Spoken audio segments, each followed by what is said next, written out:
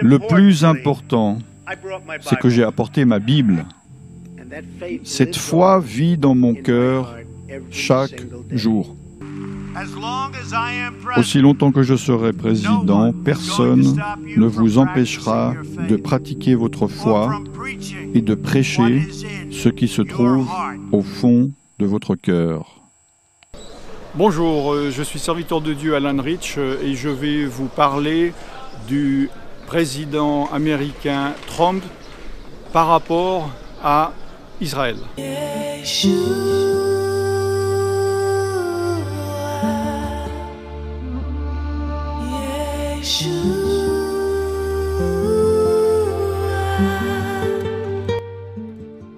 Bienvenue, je suis serviteur de Dieu Alan Rich. Comme je l'ai dit à l'introduction, je vais vous parler de Trump, du président Trump. Nous sommes en mai 2018 pour vous faire comprendre le contexte, parce que je ne sais pas quand vous verrez cette vidéo. Depuis quelques années, je mets pratiquement plus de vidéos publiques sur YouTube ou Facebook. Je vais mettre cette vidéo vu qu'elle est quand même importante d'une manière généraliste.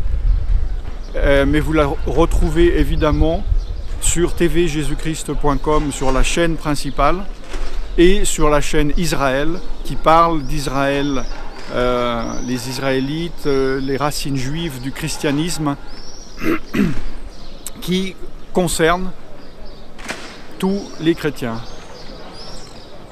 Alors, Bush, pardon, parce que je pensais parler de lui aussi, Trump, donc réfléchissez bien, je suis en mai 2018, devant le mur de ce que vous appelez le mur des lamentations, qui est le mur occidental. Trump est controversé.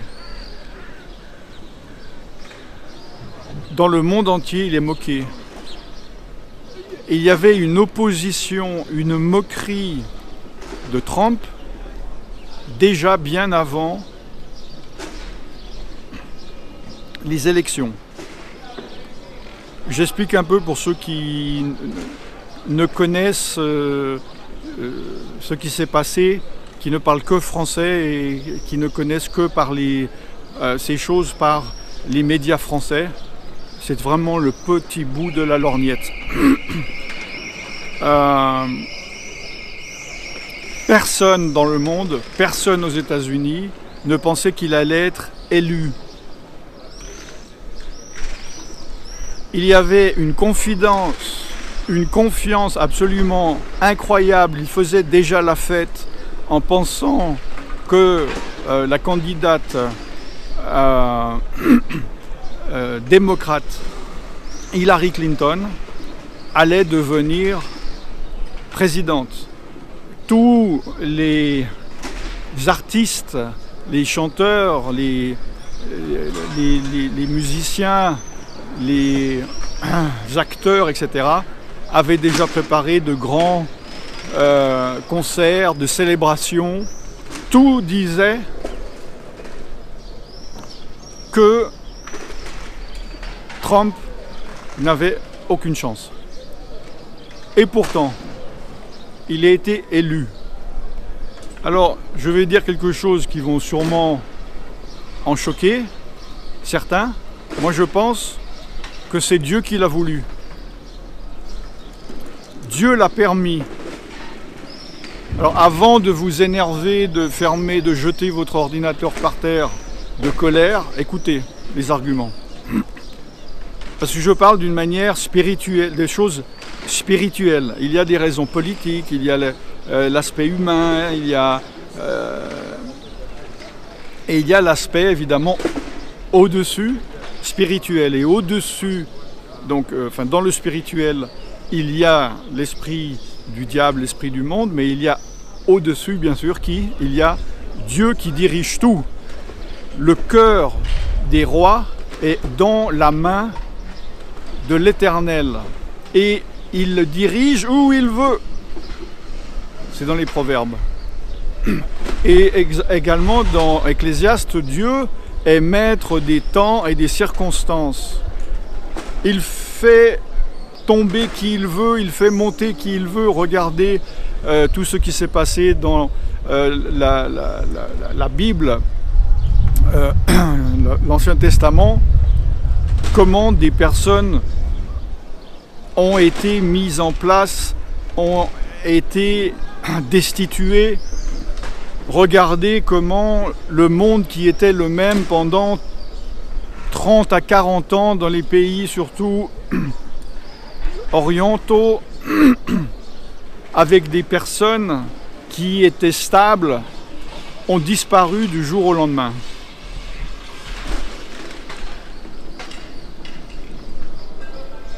Alors aux États-Unis, la politique est plus simple qu'en France. Tout est plus simple aux États-Unis qu'en Europe. Il y a la gauche et la droite, point final, hein, qui correspond aux démocrates pour la gauche et aux républicains pour la droite. Il y a quand même une chose importante aux États-Unis, ce qu'il faut comprendre, c'est que c'est une nation chrétienne où plus de 30%, une personne sur 3, n'oubliez pas, une personne sur 3, se déclare être un chrétien, non pas religieux parce qu'il est né dans un milieu religieux, mais être ce que est très connu dans les pays anglophones. C'est un terme qu'on utilise aussi en Europe et en France, mais beaucoup moins connu. Ils se déclarent être des chrétiens nés de nouveau, c'est-à-dire avoir eu une expérience personnelle avec Christ, avec Dieu, s'être converti personnellement. C'est énorme. Alors il y a des immenses oppositions spirituelles aux États-Unis, et la majorité, bien sûr, des Américains ne sont pas chrétiens, ils sont contre la Bible, sont contre Dieu.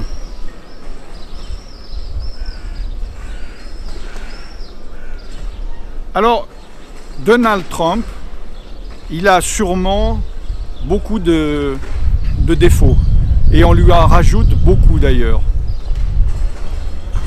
au niveau humain. Mais il a une qualité, c'est qu'il était élevé dans la parole de Dieu, dans la Bible, dans l'Esprit de Dieu. Il connaît l'Esprit de Dieu, et justement, il a des caractéristiques humaines qui sont, pour le monde, des défauts. Alors, sûrement qu'il il a peu de culture, sûrement il a des troubles de la personnalité, de déficience d'attention, peut-être d'hyperactivité, peut-être qu'il a trompé sa femme. Enfin, toutes ces choses sont peut-être et même sûrement vraies. Je ne parle pas de cet aspect-là.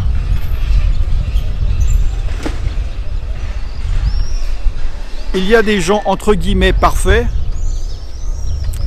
en tout cas en apparence, ou qui ont toutes les apparences de la sagesse, comme par exemple Obama, elle était comme ça, Hillary l'est également, très posée, mais complètement fermée à l'Esprit de Dieu, et ouvert et soumis, excusez-moi, aux esprits du monde. Or, lui, il a cette qualité, et je parle de choses spirituelles, d'être ouvert, c'est-à-dire ses défauts, ou son défaut de personnalité devient une qualité pour Dieu, et il peut l'utiliser facilement. La Bible dit Dieu choisit les choses folles du monde pour confondre les sages. C'est exactement ce qu'il a fait avec cette élection. Tous les sages, entre guillemets, toutes les personnes qui se disent éduquées, qui se disent avoir la connaissance, les capacités de faire remonter le pays,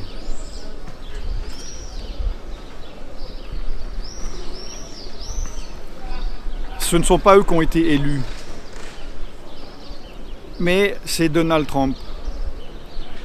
Et ce que n'avait pas fait Obama, le musulman, qui se revendiquait d'être musulman, qui, avant son élection, il y a une petite vidéo de 2 minutes, mal faite, mais qui existe, je ne crois pas que je l'ai traduit en français, où lors d'un séminaire dans une université, il se moquait ouvertement de la Bible. Donc quand on se moque de la Bible, on se moque de Dieu.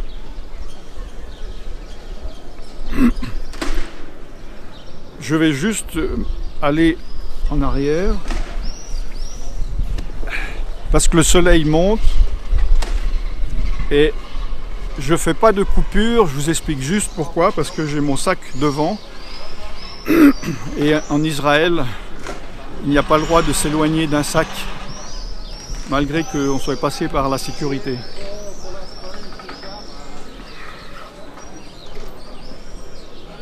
La Bible dit que la folie, la sagesse de l'homme est une folie pour Dieu. Et même la folie de Dieu est plus sage que la sagesse des hommes. Oui, Donald Trump est fou ou est peut-être fou, ce n'est pas la question. Il a déclaré avec autorité qu'il voulait installer à Jérusalem à nouveau l'ambassade des États-Unis. Cela a une incidence absolument incroyable. Alors, tous les présidents américains, au début de leur mandat, déclarent des choses, et d'ailleurs tous les mêmes choses, mais ils ne font pas ce qu'ils disent. Et le danger pour les ennemis de Dieu, les ennemis de Trump, c'est qu'ils savent que lui est assez fou pour accomplir les choses folles. Car il y a une chose qu'on ne peut pas lui reprocher, c'est de ne pas faire ce qu'il a dit qu'il faisait. Mais même ça, ils ne vont pas ses ennemis ne vont pas le dire.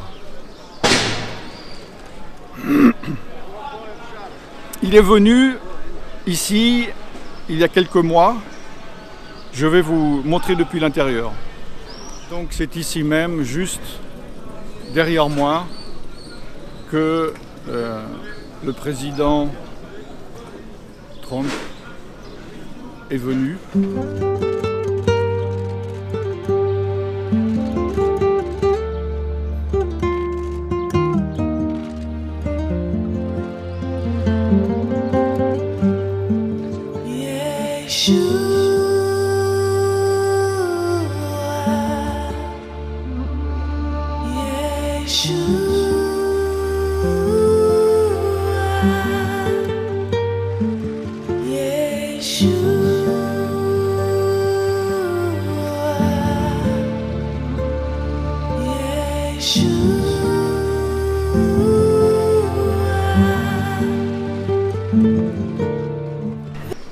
Il est venu prier. Il y a une chose importante, il y a quelques mois également, il a béni Israël. Il a parlé en bien d'Israël. Aucun des présidents auparavant ne l'a fait. Oui, il y en a qui l'ont fait à mi-mot. Oui, il y a déjà eu des présidents qui étaient chrétiens. Il y a eu, par exemple, dans les années 70, les années 70, j'ai plus son nom, mais l'agriculteur de cacahuètes, ça va me revenir, qui était un né de nouveau pentecôtistes, pentecôtistes américains, pas les pentecôtistes français, qui faisaient des réunions de prière à la Maison Blanche avec les parlers en langue et les prophéties. Mais lui, il a béni clairement, justement, parce qu'il n'a peur de rien, il n'a peur de personne, il a cette qualité de ne pas avoir peur du qui des ratons, il n'a pas cette sagesse, il n'a pas cette retenue, il n'a pas de filtre, il n'a pas de surmoi qui filtre. Et justement, ce défaut, qui est un défaut dans certaines choses de sa vie, est une immense qualité au niveau spirituel. Et moi, je le comparerais dans la Bible à quelqu'un comme Cyrus, Kodesh, je crois, donc en hébreu, qui était perse, le roi de Perse, mais bon, qui était en fait le roi de Babylone parce que il était bon à la tête. Les Perses ont pris Babylone. Bon, c'est un peu compliqué. Et un roi précédent, Nebuchadnezzar, dont vous avez déjà dû entendre parler, roi de Babylone, donc, a fait exiler les Juifs en Babylonie. Et il a fait détruire le temple et il a enlevé tous les ustensiles sacrés.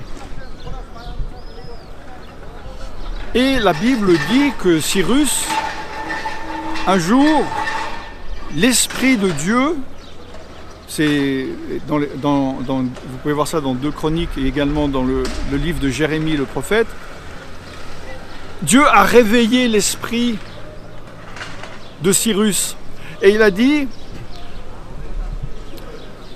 Dieu m'a établi comme roi de la terre et il m'a dit de construire un temple, donc que tous ceux qui sont du peuple de Jérusalem y retournent et construisent le temple. Ce roi Cyrus, qui n'avait pas que des qualités non plus, qui adorait d'autres dieux, d'autres achérim, il est bien mentionné, les dieux de Babylone. L'Esprit de Dieu a réveillé son esprit. Et moi je crois que l'esprit de Donald Trump est réveillable par Dieu parce qu'il est ouvert. Et ses défauts sont des qualités spirituelles et Dieu peut faire de grandes choses. Alors, pourquoi j'ai bien précisé que nous sommes en mai 2018? Parce que je ne connais pas le futur. Peut-être que... Mais je vais garder cet enseignement, peu importe ce qui se passe politiquement ou personnellement avec Trump, parce que peut-être qu'il va accomplir de grandes choses, peut-être qu'il va être destitué, peut-être qu'il y a un scandale qui va monter, qui va démontrer qu'il est un homme horrible et il va se faire oublier. Ça ne va pas enlever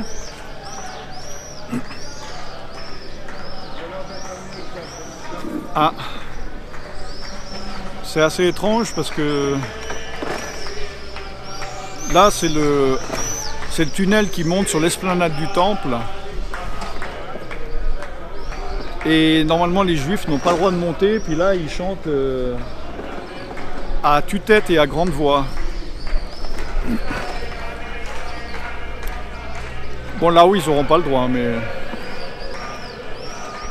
une chose importante, si vous regardez chronologiquement, depuis que Donald Trump a béni officiellement Israël en tant que président des États-Unis, l'économie américaine est remontée. La Bible dit dans Genèse 12 à Abraham: je bénirai ceux qui te béniront et je maudirai ceux qui te maudiront. Alors c'est pas Abraham lui-même, c'est sa semence, ce sont les Israélites, c'est le pays qui appartient à Dieu et qui a donné aux descendants d'Israël, Israël. Vous pouvez vérifier ce que je dis. Je vais mettre maintenant une vidéo qui était virale en tout cas en anglais, parce qu'elle a été copiée, recopiée, mise à l'intérieur d'autres vidéos où il y a eu des choses d'expliquer. On m'a même dit qu'il y avait un francophone qui l'avait mis, mais que ce n'était pas très bien traduit. Ce sont des morceaux, tous les extraits où Trump parle de la Bible, de Dieu, du christianisme. Parce que ça, on ne va pas vous le montrer. Si vous n'êtes pas anglophone et vous regardez les chaînes, vous lisez les journaux français, ça, on ne va pas vous le montrer. Et je vais donc tenter de bien le traduire et nous nous retrouvons juste après. Nous voici donc à l'intérieur et je vais vous passer et traduire des extraits de cette vidéo très répandue en anglais sur YouTube que vous pouvez trouver en entier si vous parlez l'anglais. Sinon, pour vous les francophones qui ne parlez pas ou peu ou mal l'anglais, j'ai choisi des morceaux généralistes parce que sinon ils parlent de pas mal de choses spécifiques à des événements précis aux États-Unis où il y a de la culture en sous-entendu. Si vous ne connaissez pas, si vous ne regardez pas régulièrement des chaînes de télé américaines comme Fox News ou CNN, vous n'allez pas comprendre, ça peut même rendre de la confusion. Donc, nous allons regarder cela, j'espère que tout va fonctionner au niveau de la traduction.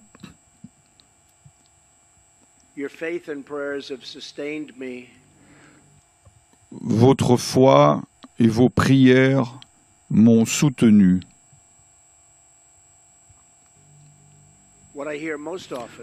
Quand je voyage dans le pays, ce que j'entends le plus sont 4 mots qui ne manquent jamais de toucher mon cœur.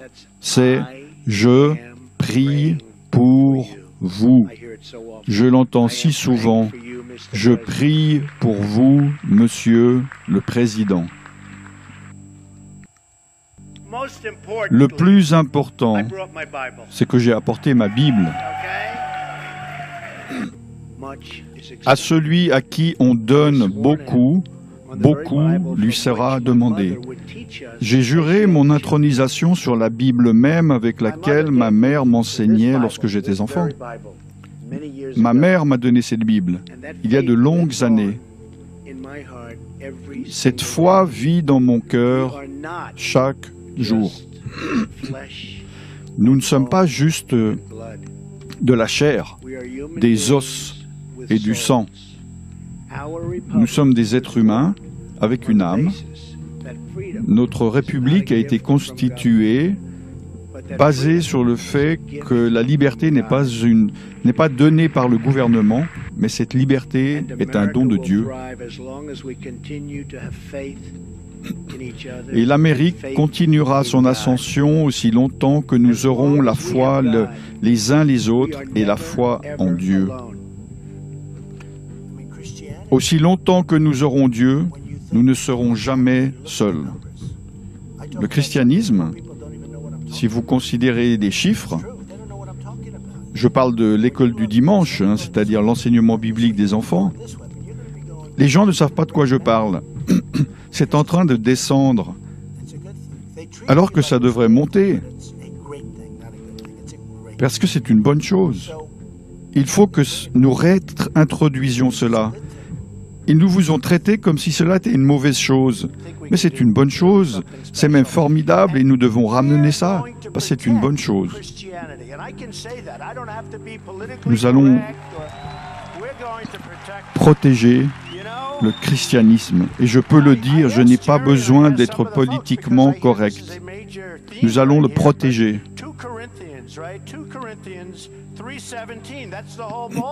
Je comprends que c'est un problème majeur ici. Et on regarde dans 2 Corinthiens 3, 17. Là où est l'Esprit de Dieu, là où est l'Esprit de Dieu, là est la liberté. Et c'est tellement représentatif de notre situation. Nous allons protéger le christianisme. Et si vous regardez ce qui se passe dans le monde entier, la Syrie, si vous êtes chrétien, il vous coupe la tête. Vous regardez et vous voyez que les chrétiens sont assiégés. Et je suis très fier du christianisme. Des choses très mauvaises, malheureusement, sont en train d'arriver. Nous devons donc protéger cela.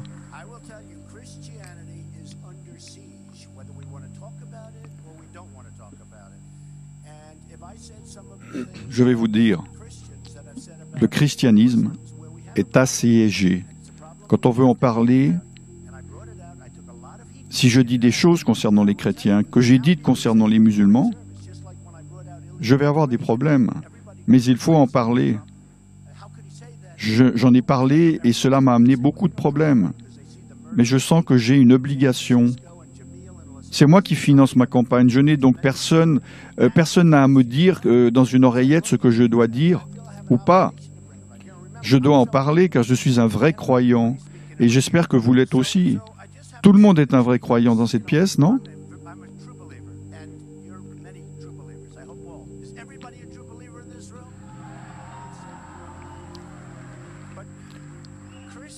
Je traduis plus rapidement, c'est pour ça que...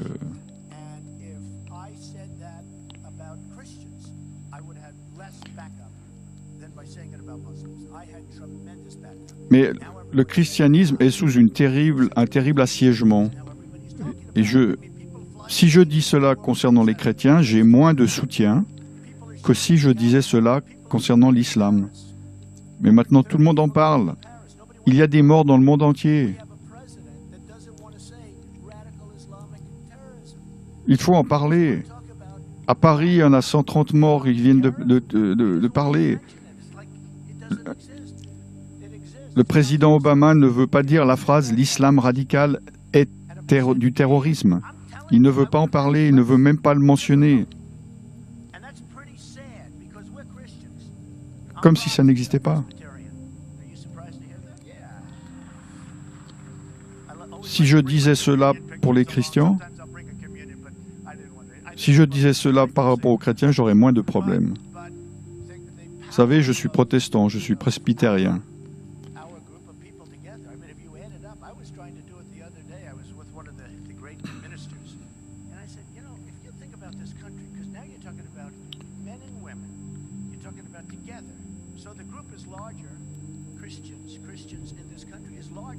Vous savez, il n'y a rien que les politiciens peuvent vous faire de mal si vous vous unissez, car vous avez beaucoup de pouvoir, mais les chrétiens n'utilisent pas leur puissance.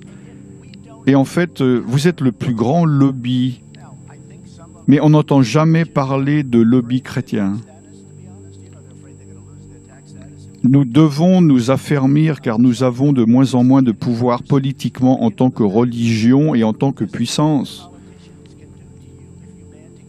Vous allez avoir le pouvoir, car je serai la personne qui vous représentera d'une bonne manière.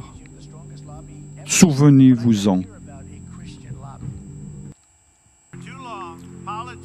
Pendant trop longtemps, les politiciens ont essayé de centraliser le pouvoir dans les mains de tout petit nombre de personnes dans notre capitale. Ils pensent qu'ils peuvent diriger vos vies, prévaloir sur vos valeurs morales, s'initier dans votre foi, vous dire comment vivre, quoi dire et où prier. Mais nous savons que les parents, et pas les bureaucrates, savent ce qui est le meilleur pour leurs enfants, pour créer une société prospère.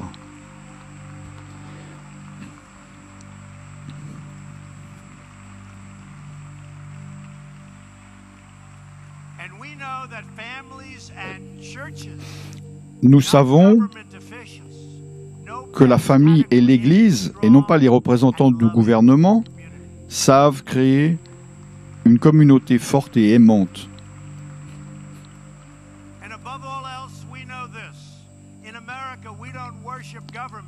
Et par-dessus tout, nous savons ceci, qu'en Amérique, nous n'adorons pas le gouvernement, mais nous adorons Dieu.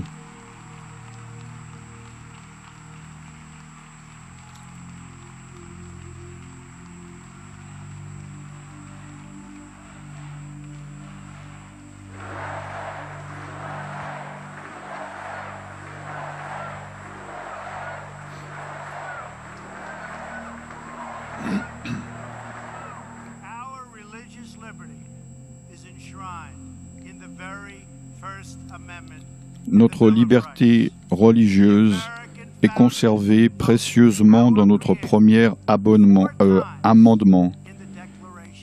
Les fondateurs américains ont invoqué Dieu 4 fois dans la Déclaration d'indépendance. Benjamin Franklin a rappelé à ses collègues, à la Convention constitutionnelle, de commencer la réunion en baissant la tête pour prier. Je vous rappelle que nous allons commencer à dire « Joyeux Noël » à nouveau. Je veux aussi vous parler à toutes les personnes, peut-être que j'ai oublié dans notre communauté de foi, qui sont présents ici ce soir, les vétérans et les non-vétérans.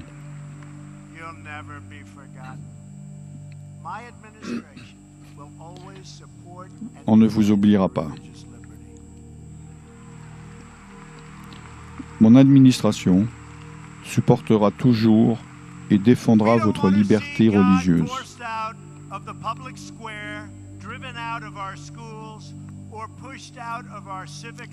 Nous ne voulons pas voir Dieu expulser des squares publics, jeter dehors des écoles ou de nos vies civiques. Nous voulons voir des prières avant un match de football s'ils veulent faire des prières.